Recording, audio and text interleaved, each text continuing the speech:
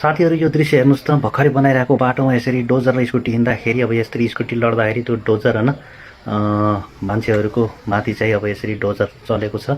अब यहाँ चाहिँ अब कसको गल्ती भन्ने हेर्नुस् त यो पिच भर्खरै बनाइरहेको पिचमा चाहिँ यसरी स्कुटर चिप्लिएर दुर्घटना हुन गएको छ हैन।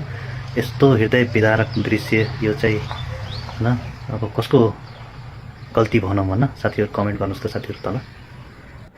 साथीहरु यो दृश्य हेर्नुस् त भर्खरै बनाइरहेको बाटोमा यसरी डोजर र स्कुटी हिँड्दाखेरि अब यसरी स्कुटी लड्दाखेरि त्यो डोजर हैन मान्छेहरुको माथि चाहिँ अब यसरी डोजर चलेको छ। अब यहाँ चाहिँ अब कसको गल्ती भन्ने हेर्नुस् त यो पिच भर्खरै बनाइरहेको पिचमा चाहिँ यसरी स्कुटर चिप्लिएर दुर्घटना हुन गएको छ हैन। यस्तो हृदय विदारक दृश्य यो चाहिँ हैन। अब कसको गल्ती भनौँ हैन साथीहरु कमेन्ट गर्नुस् त साथीहरु तल।